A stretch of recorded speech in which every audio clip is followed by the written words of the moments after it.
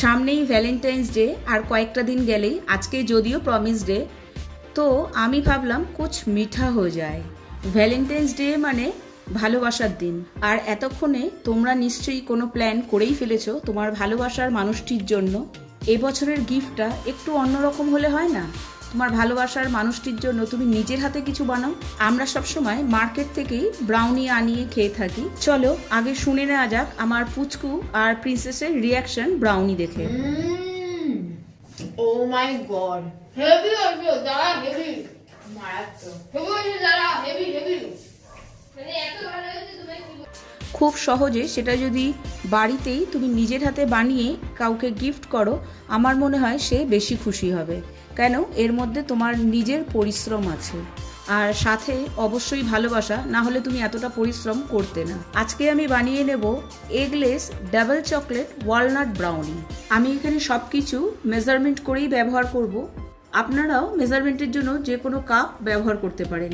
প্রথমেই আমি এখানে নিয়ে নিয়েছি 3/4 কাপ ডার্ক কম্পাউন্ড চকলেট। এবার আমি ডাবল বয়লার মেথডে চকলেটটাকে মেল্ট করে নেব, মানে একটা বাটিতে জল গরম হতে দেব, ওপরে আরেকটা বাটির মধ্যে চকলেট দিয়ে সেটাকে মেল্ট করে নেব। চকলেটের মধ্যে আমি নিয়ে নিয়েছি 1/2 কাপ বাটার। জেনারেলি চকলেটকে ডাবল বয়লার মেথডেই মেল্ট করে নেওয়া হয়। ডাইরেক্ট যদি মেল্ট করতে যাওয়া হয় তাহলে চকলেটটা জ্বলে যাবে। আর এখানে ডার্ক চকলেটটা ভালো কোয়ালিটির নিতে হবে, তাহলে ব্রাউনিও ভীষণই টেস্টি হবে। আমি এখানে 2.5 ইঞ্চির একটা কেক টিন নিয়ে নিয়েছি, সেটাকে প্রথমে লাইন আপ করে নেব।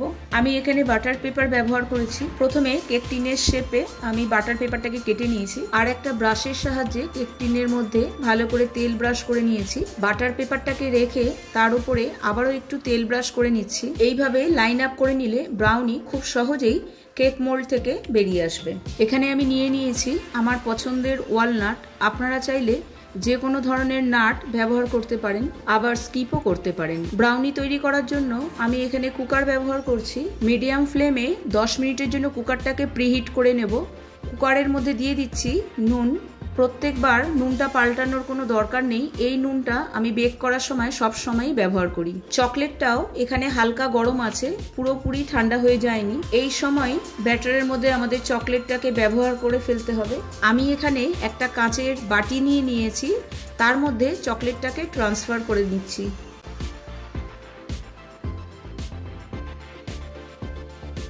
এরপর আমি নিয়ে নিচ্ছি 1/2 কাপ চিনির গুঁড়ো। চিনির গুঁড়োটাকে খুব ভালো করে আমি চকলেটের মধ্যে মিশিয়ে নিচ্ছি। এখানে আমি অল্প অল্প করে দুধ ব্যবহার করব। দিয়ে দিলাম প্রায় 3 টেবিল স্পুন দুধ। এখানে আমি যা কিছুই ব্যবহার করছি সব কিছুই রুম টেম্পারেচারে আছে। খুব ভালো করে চিনি আর চকলেটটা মিশে গেছে।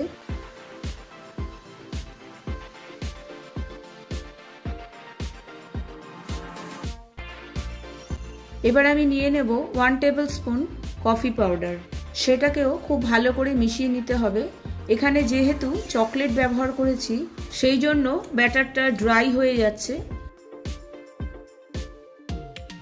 এবার আমি নিয়ে নেব কিছু ড্রাই ইনগ্রিডিয়েন্টস। এখানে আমি নিয়ে নিচ্ছি 1 কাপ ময়দা আর 2 টেবিল স্পুন কোকো পাউডার। সব কিছুকে একটা নেটের সাহায্যে আমি ভালো করে ছেঁকে নিচ্ছি, যাতে কোনো লাম্প না হয়। এবার সব কিছুকে খুব ভালো করে মিশিয়ে নিচ্ছি। এখানেও আমি অল্প অল্প করে দুধ ব্যবহার করব। মোট আমার দুধ লেগেছে 1 কাপ। ভালো করে সব কিছুকে এখানে আমি মিশিয়ে নিয়েছি, আর একই ডাইরেকশনে কিন্তু এখানে মিক্সিংটা করতে হবে। নিয়ে নিচ্ছি এখানে 1/4 টিস্পুন জিঞ্জার পাউডার। আপনারা চাইলে এখানে ভ্যানিলা এসেন্সও ব্যবহার করতে পারেন। এরপরে আমি মিশিয়ে নেব ওয়ালনাটস, যেগুলোকে আমি আগেই টুকরো করে কেটে রেখেছি। খুব বেশি ছোট করে আমি টুকরো করিনি, একটু বড় রাখলে যখন মুখে পড়বে তখন খেতে খুব ভালো লাগে।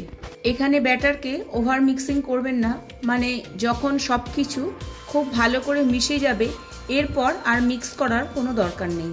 সবশেষে দিয়ে দিচ্ছি 1 teaspoon baking powder, 1/4 teaspoon baking soda. এরপর খুব বেশি দেরি করা চলবে না, সব কিছুকে আরও একবার খুব ভালোভাবে মিশিয়ে নিয়ে কেক টিনে যত তাড়াতাড়ি সম্ভব ট্রান্সফার করে দিতে হবে। ব্রাউনির ব্যাটার একটু ঠিক হয়, কেকের ব্যাটার এখানে একটু পাতলা হয়।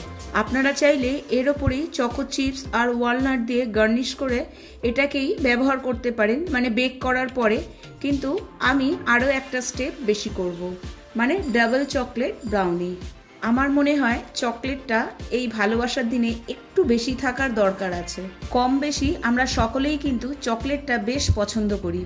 এখানে আমার বেক করতে সময় লেগেছে 30 মিনিটস। এখানে গ্যাসের ফ্লেমটাকে আমি লো টু মিডিয়ামে রেখেছি। আমি টুথপিক দিয়ে টেস্ট করে নিয়েছি, টুথপিক একদম ক্লিন বেরিয়েছে, আর ডাবল করে আপনাদেরকে দেখিয়েও দিয়েছি। ব্রাউনিটাকে একটু ঠান্ডা হতে দেবেন, তারপরে সেটাকে ডিমোল্ড করবেন। এখানে তো আমার একটু ধৈর্য ধরছিল না, সেই জন্য আমি একটু গরম থাকতেই কাজটা করে ফেলেছি। তবে গরম থাকলে ভেঙে যাওয়ার সম্ভাবনা কিন্তু থাকে, তবে আস্তেই আমি কাজটা করেছি। সামনে থেকে দেখিয়েও দিচ্ছি আপনাদেরকে একবার। একদম পারফেক্ট ফাজি এবং জালিদার হয়েছে। আর ওপরে যে হালকা ক্র্যাকগুলো দেখছেন, ওগুলো কিন্তু মানে ব্রাউনির মধ্যে থাকলে তবেই আপনার ব্রাউনিটা পারফেক্ট। আর বেশ সফটও হয়েছে, দেখুন আমি দেখিয়ে দিচ্ছি আস্তে করে। এখনও ব্রাউনিটা গরম। এবার চলে যাব নেক্সট স্টেপে। এখানে আমি আবারও ডাবল বয়লারের সাহায্যে আমি মিল্ক চকলেটটাকে মেল্ট করে নেব, আর তার মধ্যে দিয়ে দিলাম 3 টেবিল স্পুন দুধ। টোটালে আমি আগেও বলেছি দুধ লেগেছে 1 কাপ, তার মধ্যে কিন্তু এটাও রয়েছে। চকলেটের মধ্যে যে বাদামগুলো আছে সেটাকে আমি একটা নেটের সাহায্যে ছেঁকে তারপরে ব্যবহার করেছি। আপনারা চাইলে এভাবেও ব্যবহার করতে পারেন। আমি ব্রাউনিটাকে একটু আলাদা শেপ দেওয়ার জন্য চারিদিক থেকে কেটে নিচ্ছি। ব্রাউনি সাধারণত স্কোয়ার শেপেই হয়। আমার কাছে যেহেতু স্কোয়ার শেপের কোনো কেক মোল্ড ছিল না, সেই জন্য আমি রাউন্ড শেপেই করেছি। দেখুন সামনের দিক থেকে দেখিয়ে দিচ্ছি কেমন ভেতরটা একদম জালিদার তৈরি হয়েছে।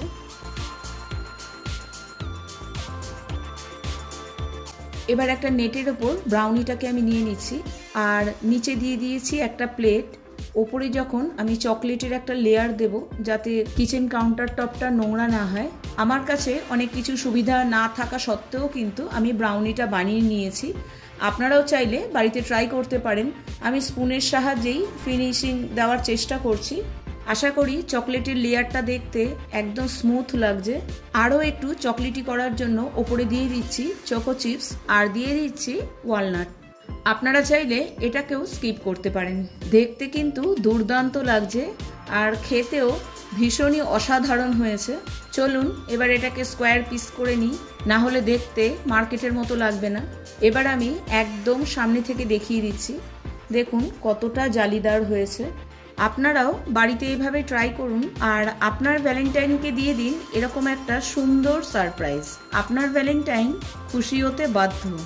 ভ্যালেন্টাইন ডেটা যদিও পার্টনাররাই বেশি সেলিব্রেট করে, তবে এই দিনটাতে আপনি আপনার বাবা অথবা মা বা আপনার ভালোবাসার যে কোনো মানুষকেই সারপ্রাইজ বা গিফট দিতে পারেন। আমার পুরনো বন্ধুদের জানাই অসংখ্য ধন্যবাদ আমার পাশে থাকার জন্য। আর নতুন বন্ধু হয়ে থাকলে চ্যানেলটিকে সাবস্ক্রাইব করে আমার পাশে থাকার অনুরোধ রইল। সবশেষে জানাই হ্যাপি ভ্যালেন্টাইন্স ডে। এই দিনটা সবার খুব আনন্দে কাটুক।